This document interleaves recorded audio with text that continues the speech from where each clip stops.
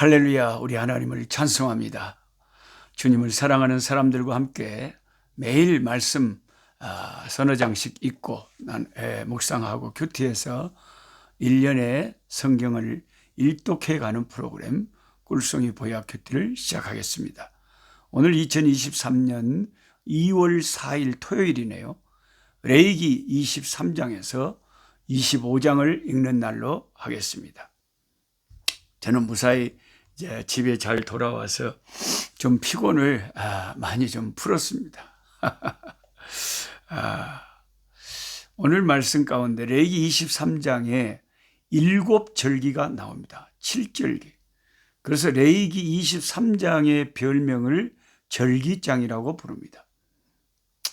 제가 매년 이렇게 말씀드립니다마는 사람은 망각의 존재이기 때문에 자꾸 계속해서 반복해서 공부하지 않으면 또 잊어버립니다. 그래서 공부했는데 분명히 레위기 23장의 별명이 무슨 장입니까? 물어보면 또 몰라요. 절기장이다. 절기에 관한 7절기를 써놓은 장이 레위기 23장이다. 절기를 통해서 하나님께서 백성들을 모아서 그 하나님이 백성들과 함께 만나는 시간을 가지는 것이니까 이 절기는 하나님과 이스라엘 백성의 데이트 날이라고 할 수가 있죠. 제가 어려서 생각하면 몇 밤만 자면 추석이냐 이게 참 기다려졌어요.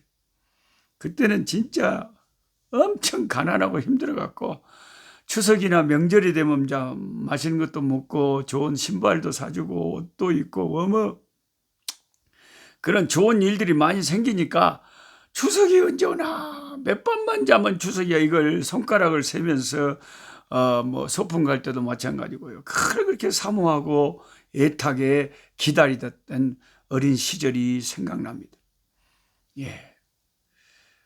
레위기에 7절기를 제정하시고 이스라엘 백성에게 축제를 제공하시며 자기 백성과 거룩한 모임을 갖기를 기뻐하신 하나님은 장차 인류 최고의 축제일을 열려고 준비하고 계십니다.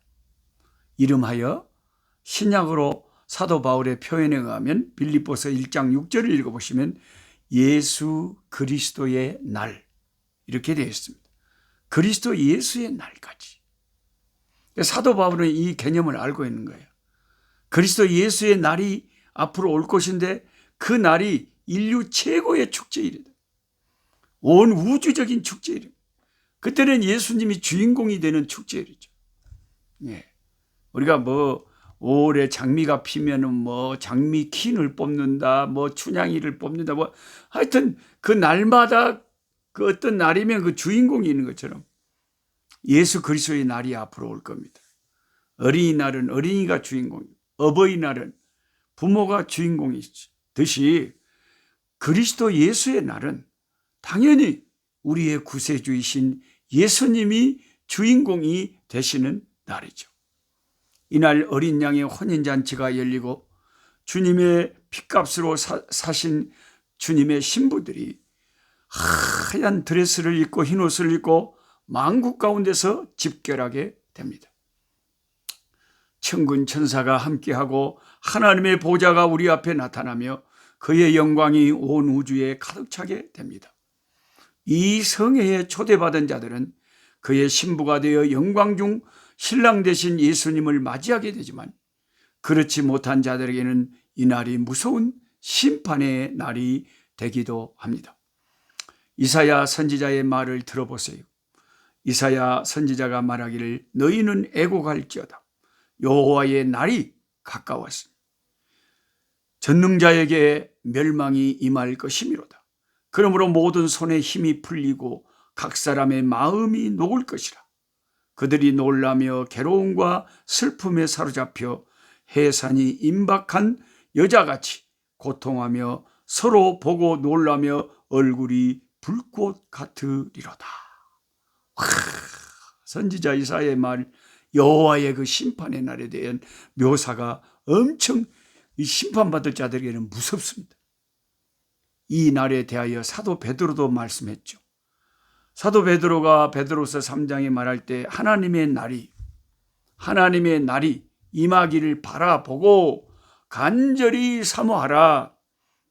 그날에 하늘이 불에 타서 풀어지고 물질이 뜨거운 불에 녹아지려니와 우리는 그의 약속대로 의가 있는 곳은 새하늘과 새 땅을 바라보고 우리는 새하늘과 새 땅에 거하게 된다. 그 구원받지 못한 자들에게는 심판의 날, 구원받은 하나님의 백성인 저와 여러분에게는 새하늘과 새 땅에서 혼인잔치 하는 날, 엄청난 성회, 어마어마한 절기가 되는 거죠. 그 레위기 23장에서 뭐 유월절, 뭐 초실절, 뭐 맥추절, 뭐 많은 7절기를 정하고 구약에 그렇게 지키게 하신 것은 결국은 주 예수 그리스도의 날을, 최후의 그 날을 겨냥하고 그 날을 하나의 예표하는 것이다, 이렇게 생각하면 됩니다.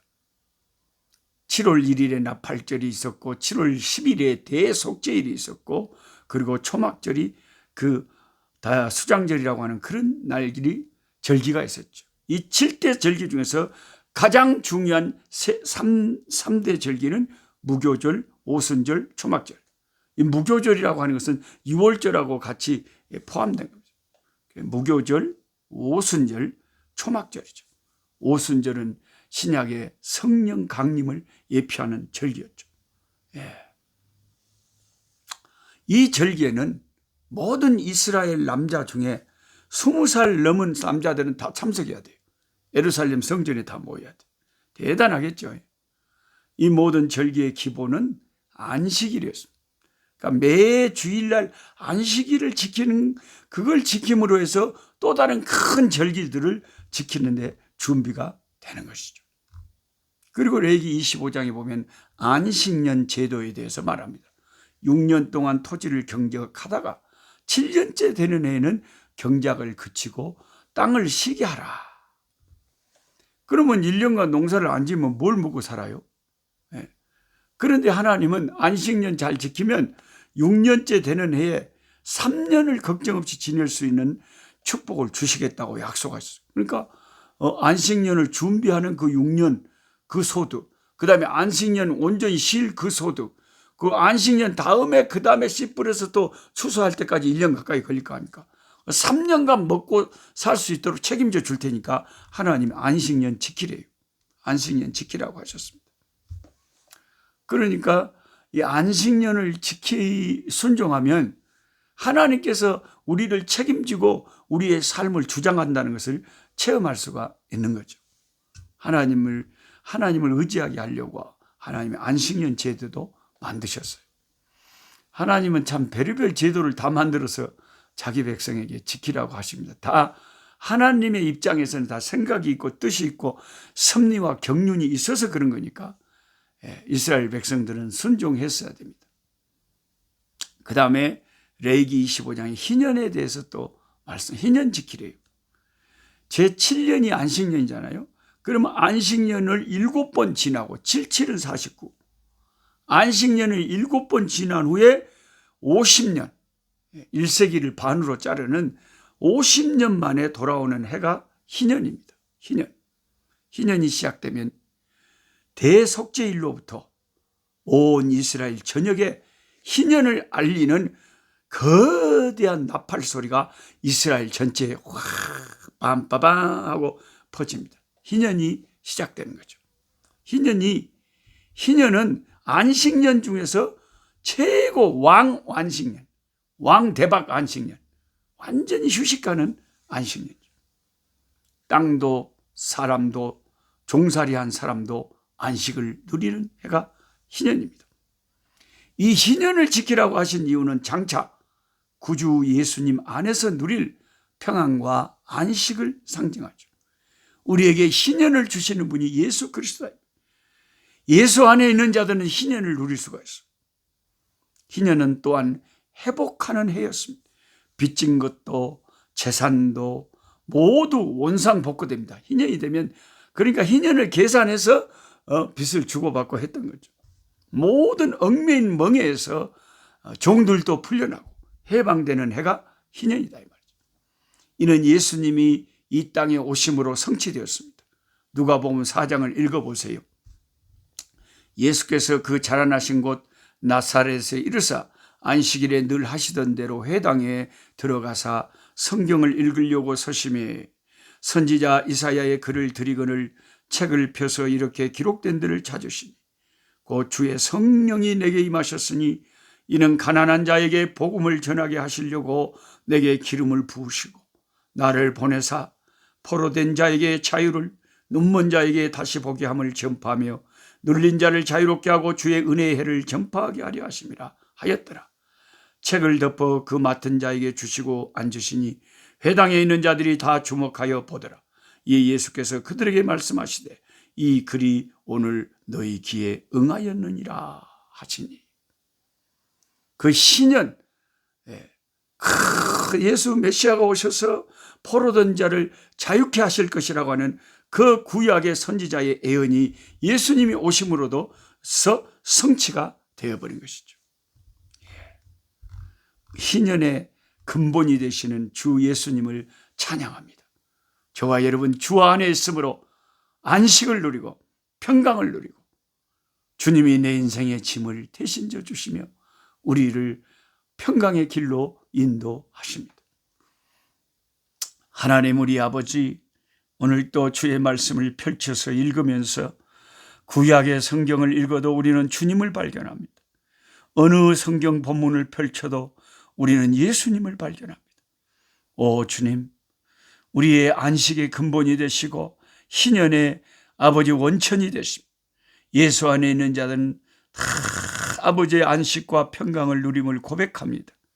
앞으로 주 예수 그리스도의 날이 이를 때에 불신자들은 심판의 날이 되겠지만 그리스도를 따르는 우리들에게는 신랑 되신 예수님을 만나 혼인잔치를 벌이며 새하늘과 새 땅에서 영광의 주님을 만나는 거룩한 성회의 날이 될 줄로 믿습니다.